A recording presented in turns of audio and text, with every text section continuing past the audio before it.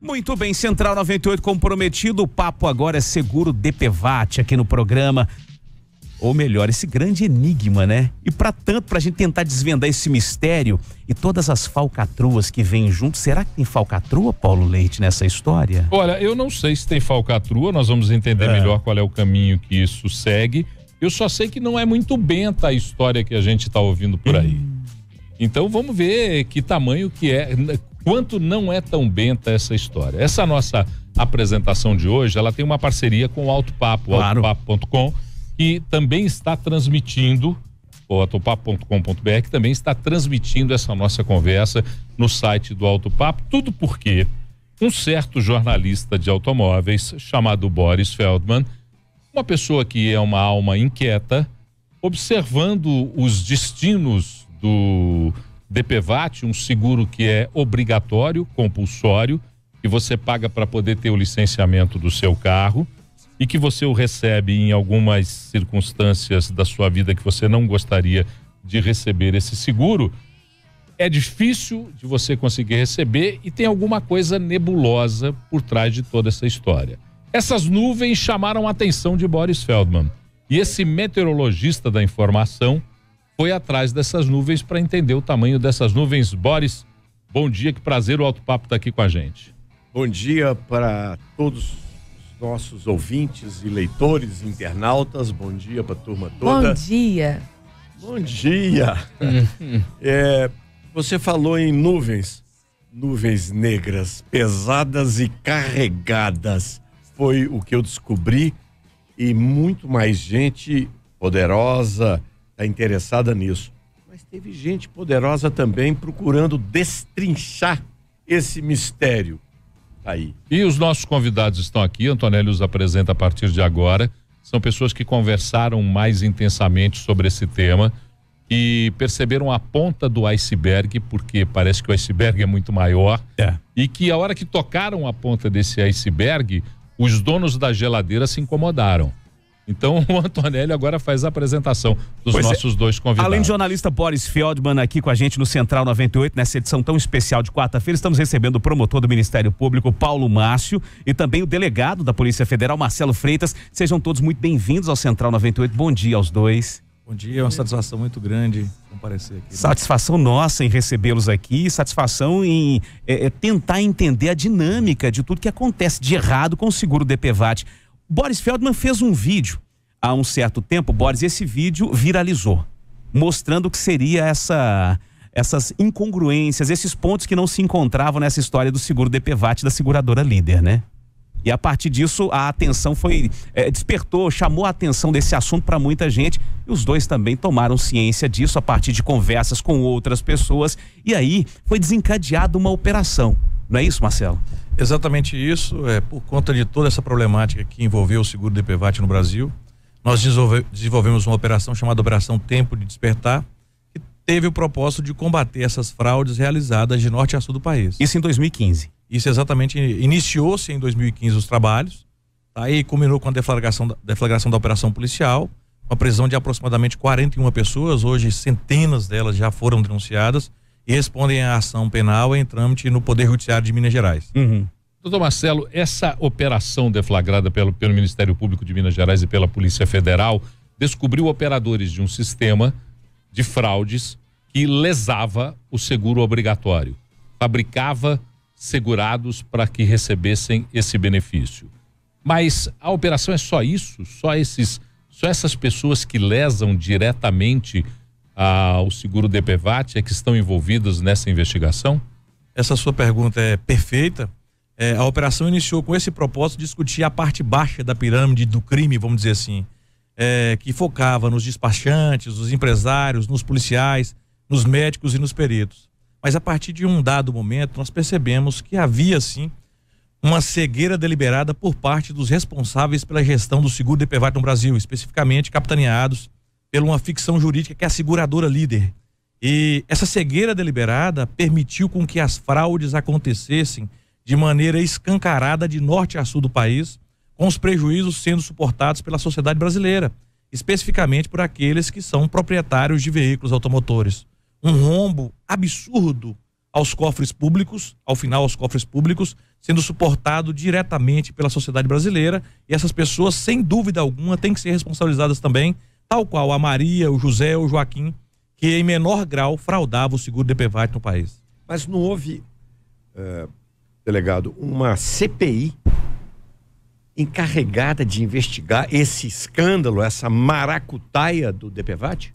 Houve uma CPI criada no nosso Congresso Nacional, mas como tem sido recorrente, as CPIs em nosso país têm acabado em pizza. Talvez por influência de grandes grupos econômicos, a CPI não chegou à destinação, não chegou ao caminho que todos nós que atuamos nos órgãos de controle efetivamente esperávamos, que era realmente estancar a sangria e corrigir um problema que faz com que ano após ano bilhões de reais sejam desviados dos cofres públicos. Doutor Paulo, só uma pergunta, doutor Paulo, agora para não perder o mote da conversa aqui.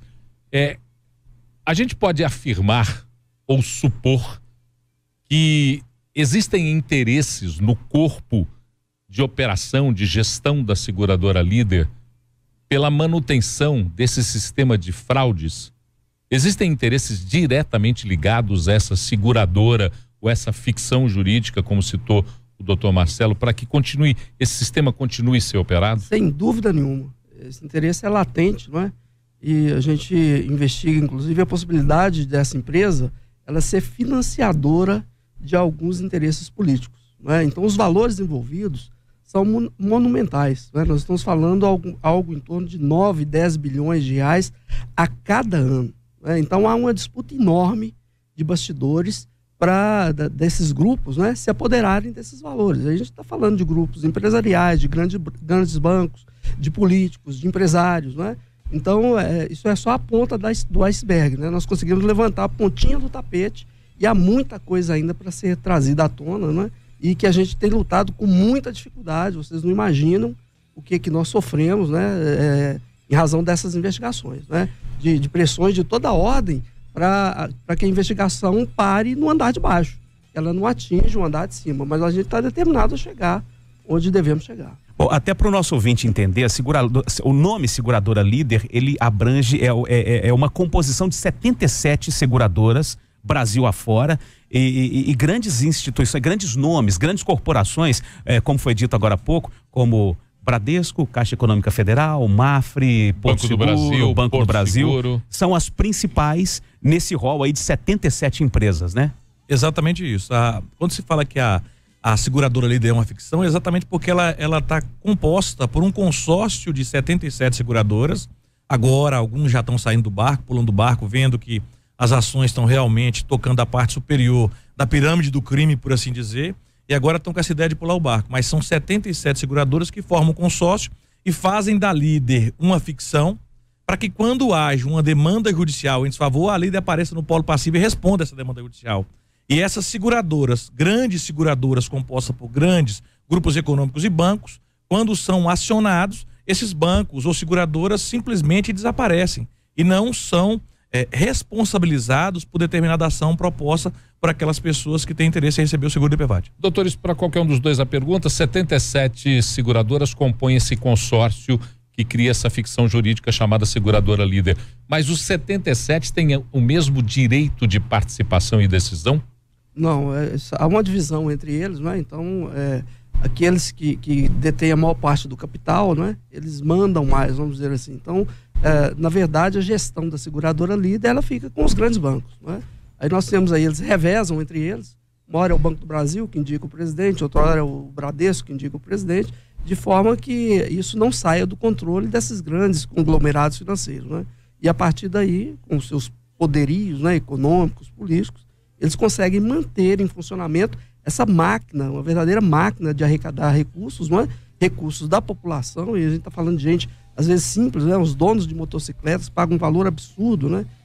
A título de seguro DPVAT, e nós somos sangrados, né? A população é sangrada para poder manter esse status quo, essa quantidade de dinheiro, que é administrado por meia dúzia de pessoas que se enriquecem às custas do brasileiro. Bom, essa operação, Tempo de Despertar, com mais CPI no Congresso, em que deu isso? Alguém foi preso, alguém devolveu o dinheiro, onde é que estão esses bilhões e esses criminosos todos? Quer dizer, nós estamos aqui em Minas, a operação foi deflagrada em Minas. A gente achou que isso ia acabar em pão de queijo, mas vai acabar em pizza? A nossa expectativa, o nosso desejo é de que não acabe efetivamente em pizza. E por esse motivo, a necessária participação da imprensa livre para poder noticiar e fomentar a ação dos órgãos de controle e também do Poder Judiciário, que são diretamente responsáveis para que essa situação persista. As ações, elas culminaram em um primeiro momento com diversas denúncias, com diversas ações propostas contra o Maria, Joaquim e José, que são aquelas pessoas que se beneficiaram dessa fraude, contra os intermediários, que são os despachantes, contra os policiais, contra os médicos. E agora, num segundo momento, nós precisamos fazer com que aquelas pessoas que realmente compõem o conselho de administração ou compunham o conselho de administração da seguradora líder sejam efetivamente responsabilizadas pela sangria que deram asa no nosso país. Isso não quer dizer que aqueles que cometeram as fraudes sejam menos criminosos. Eles continuam sendo criminosos pelas fraudes cometidas, mas há outros criminosos a se envolver na questão. Perfeitamente. Isso não quer dizer que aquelas pessoas que fraudaram na parte de baixo o seguro DPVAT receberam indenizações devidas, não cometeram o crime de estelionato, por exemplo. Cometeram sim e para tanto estão sendo responsabilizadas. O que estamos a dizer é que aqueles que lesaram em maior monta o seguro DPVAT, por assim dizer, ainda não estão sendo efetivamente responsabilizados e precisam de ser, até mesmo para demonstrar que todos somos iguais perante a lei. É dizer que a cabeça do monstro continua viva. Né? Essa cabeça desse monstro aí está em plena atividade. Né? Bom. E no que compete a nós fazermos na ponta, nós estamos fazendo. Vamos fazer o seguinte, vamos dar uma pausa nessa conversa, vamos para um rápido intervalo comercial, porque eu quero entender daqui a pouco como é que esse golpe, essa fraude acontece na prática ali, como é que isso se dá ali lá na ponta, para o consumidor, para quem pretende ou precisa retirar aquele seguro ali, sofreu um acidente, foi vítima de alguma coisa e muitas vezes é até desestimulado a não acionar a seguradora líder. Olha, né? Já tem uma interação aqui no nosso WhatsApp, claro, na volta a gente traz, mas manda a sua informação, a sua dúvida pra gente, 99-316-9898 pelo nosso Twitter também, Rádio 98 Oficial. E mais importante do que isso, se você já precisou do seguro DPVAT, foi fácil conseguir? Não? Teve algum empecilho? Foi desestimulado por alguém? Conta a sua história pra gente aqui no Central 98.